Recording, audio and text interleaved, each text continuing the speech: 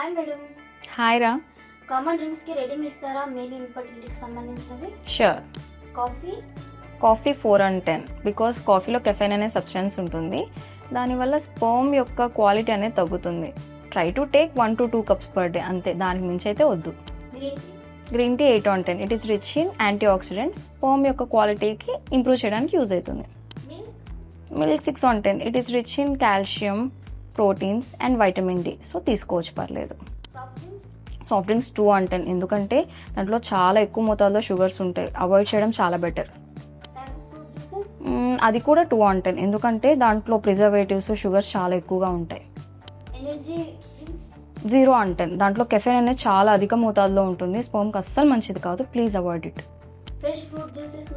8/10.